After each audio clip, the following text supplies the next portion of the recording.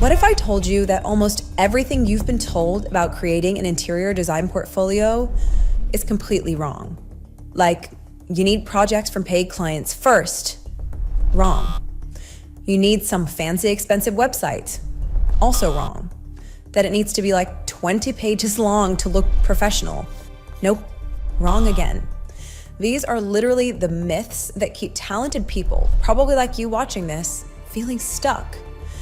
And I should know because I believed every single one of them. Hey, and welcome everyone. I'm Amelia. With this channel, my mission is pretty simple. I want to help you take that design passion that's burning inside you and actually turn it into real money, into a business that you love.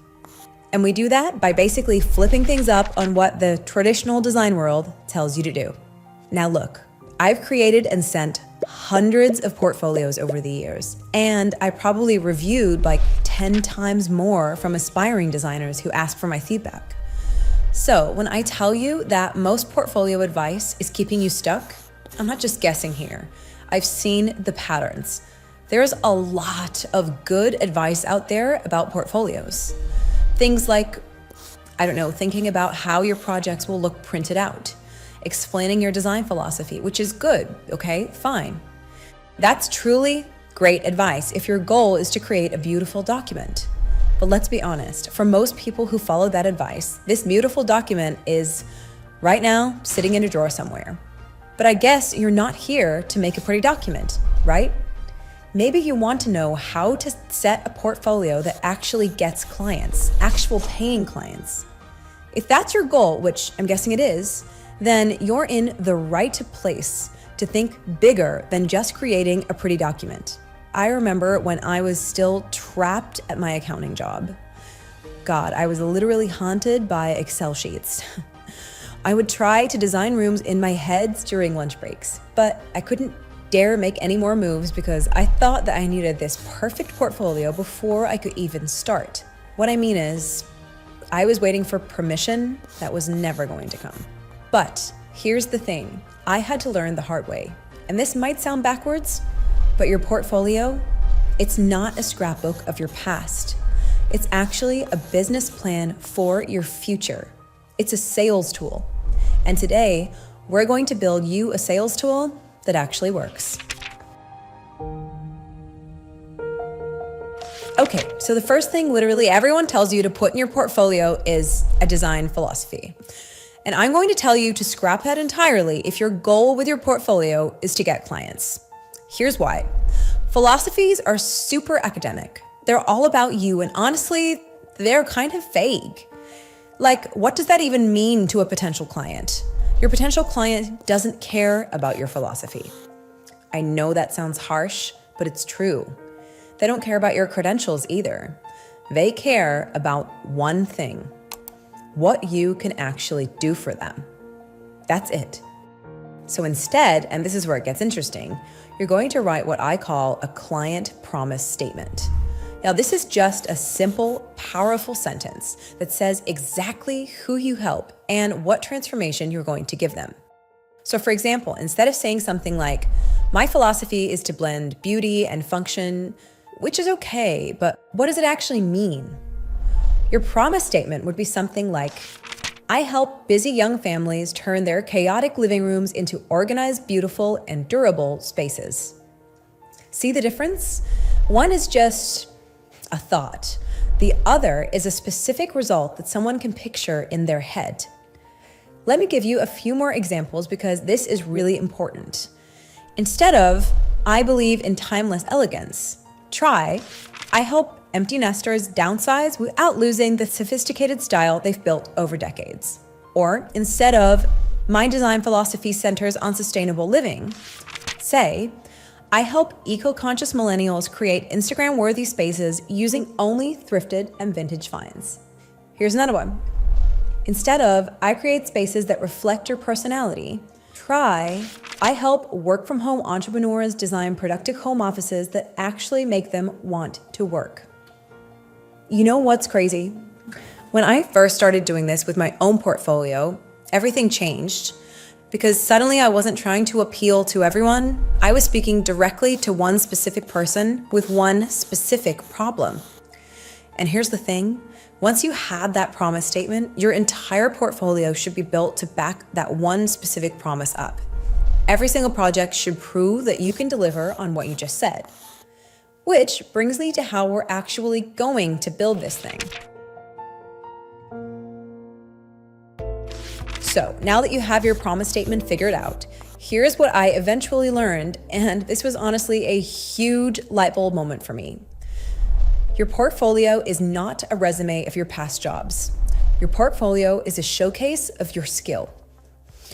It's like a visual promise of the future you can create for someone. And here's the best part. You don't need anyone's permission to start building it. I know. You're probably thinking, but Amelia, I don't have any clients yet. How am I supposed to show client work? Listen, I'm going to give you the exact 3-project system that I use to create powerful portfolios from absolute scratch. And yes, even if you've never had a paying client in your life. Project 1, the personal project. This is where you solve your own problem first. You're going to choose the messiest, most frustrating room in your own home. That ugly home office that makes you want to cry every time you walk by it, that cluttered bedroom where you can't even find your favorite sweater, that living room that just doesn't work, and you're going to transform it. But here's the key, and this is what most people miss. You're going to document it like a real case study. Take before photos that show the actual problems. Write down the specific issues, the bad lighting, the lack of storage, the weird layout that makes you bump into the coffee table every single day. Then document your entire process. The mood board, the floor plan, the shopping list, all of it. And finally, take those gorgeous after photos. Boom, you now have a complete story that proves you can create a real life transformation. And guess what? It's authentic because you actually lived through the problem and the solution. Project 2, the concept project. This is where you get to define your unique style and show off that promise statement we just talked about. You're going to invent your absolute dream client. Like if you could work with anyone, who would it be? Let's just say you want to design nurseries for first-time parents. You're going to create a full, beautiful concept for that exact client. Every single detail, from the crib placement to the nightlight situation to where they're going to put the ridiculous amount of baby stuff. This project is what's going to make you visible in a sea of generalists. While everyone else is trying to appeal to everyone, which, let's be honest, appeals to no one, you're creating this powerful magnet for your ideal client. This is what I call your signature positioning. And if you want to know more about exactly how this works and how to find your positioning, I've got a whole breakdown below. Project 3, the strategic partnership. Now listen, I am not a fan at all of working for free, at all. But I am a huge fan of getting social proof, which is exactly what we're doing here. You're going to find one local small business, maybe a coffee shop, a little boutique, even a neighbor or friend, and you're going to offer them one room e-design package. But here's the deal. In exchange, you're going to ask for 2 things: a glowing testimonial and the right to use professional photos of the space. That testimonial, that's now proof that you're a professional who delivers results. This single step can literally take you from feeling like a fraud to being a business owner with a referral. And honestly, once you have these 3 projects, you have more than designers who've been trying to get started for years. Which brings me to the most important part. How do you actually put all of this together so it looks professional and gets you clients? Okay, so you've got your 3 projects. You're probably sitting there like, great, Amelia, but how do I actually put this thing together so that it doesn't look like a hot mess? This is the part where most people get stuck scrolling Pinterest for portfolio inspiration for like 3 hours, and then they end up more confused than they were when they started. So I'm going to give you a simple, repeatable template that I use for every single project. No guesswork, no Pinterest spirals. For each of your 3 projects, you're going to do what I call a 4-page story. And yes, just 4 pages per project. That's it. Page 1 is for the before and the problem. This is where you show the before photos of the space. And I mean really show them. Don't try to make them look pretty. We want to see the chaos, the clutter, the weird lighting situation. Underneath those photos, you write a short paragraph that clearly defines the problem. For example, the client's main challenges were a complete lack of functional storage, lighting that made evening work possible, and a layout that felt cramped and disconnected from the rest of the home. See how specific that is? We're not just saying the room didn't flow. We're saying exactly what wasn't working and why. Page 2 is for the mood board and the vision. This page is where you get to showcase your creative solution, your beautiful mood board, that collection of images, textures, colors that defines the whole vision for the space. Below it, you write what I call a concept statement. Something like, the vision was to create a calm, multifunctional space using natural textures and a warm, neutral palette to maximize light and reduce visual clutter. Again, specific, not just make it pretty, but exactly what you were trying to achieve and how. Page 3, the floor plan and the solution. Now, I know the words floor plan probably just made some of you panic, but listen, it doesn't have to be some complex architectural drawing that looks like it belongs in a textbook. You can create a simple, clean floor plan using free online tools. We're talking basic shapes, furniture placement, that's it. On this page, you show the new layout and explain how it solves the problems from page 1. Like, the new layout repositions the desk near the window to maximize natural light and introduces a tall, closed storage unit to eliminate the visual clutter that was overwhelming the space. See how we're connecting the dots? Problem on page 1, solution on page 3. Page 4. The after and the transformation. This is your hero page. This is the page that makes people go, oh wow, I need this person to help me. It features your most stunning after photos of the finished space. This is the visual proof of your skill.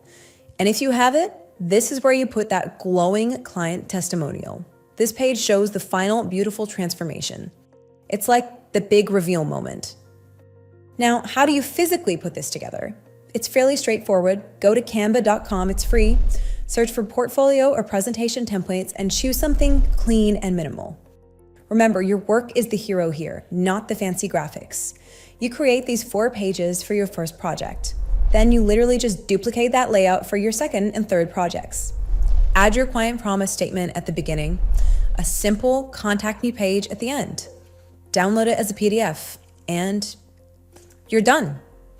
In one afternoon, you have a professional, client-ready portfolio without spending a single dollar. And here's what's crazy. Those 3 well-documented projects, they're infinitely more powerful than some 20-page portfolio filled with random, unexplained images. It shows focus. It shows you know what you're doing. That PDF will be your new best friend. The whole idea that you need a perfect website right now is just another form of perfectionism that will keep you stuck for months. This PDF completely bypasses that whole struggle. You can attach it to an email and send it to a potential client tomorrow. Like, literally tomorrow. Okay, so now you have these 3 powerful story-driven projects you've mapped out. You're probably feeling pretty good about this, right?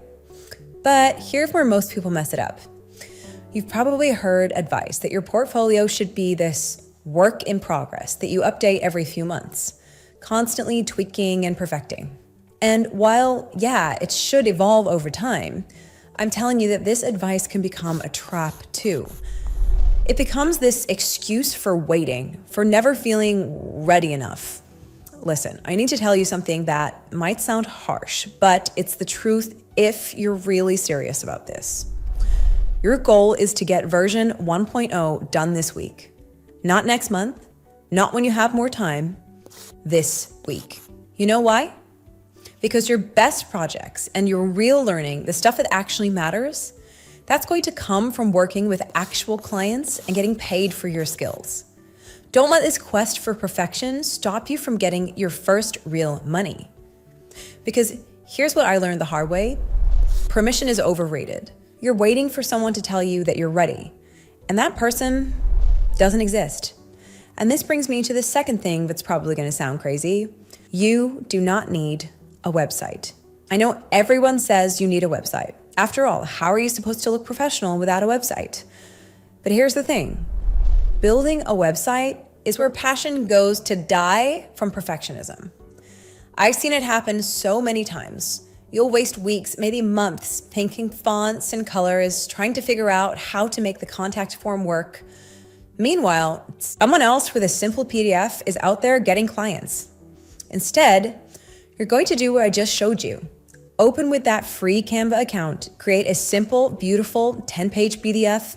It's fast, it's professional, it costs nothing. And you can attach it to an email and send it to a potential client tomorrow. It completely bypasses all those expensive startup costs and complex tech skills that nobody actually needs. You know what's funny? Some of my most successful students still use PDFs even after their businesses are making 6 figures because it works. Actually, now that I'm saying that out loud, when I was still doing my accounting job, I used to overthink every spreadsheet, every formula. I thought if it wasn't perfect, people would think I didn't know what I was doing. But the truth is, done is better than perfect. Always. Your clients don't care if your portfolio is hosted on some fancy website or if it's a PDF. They care about one thing. Can you solve their problem? And here's what's really counterintuitive. That simple PDF actually feels more personal. When someone opens it, it's like you're sitting there with them, walking them through your work. It's intimate in a way that a website just isn't. So, please do not let the fear of not having the right setup hold you back for one more day. Your portfolio isn't proof of where you've been, it's a promise of where you can take someone.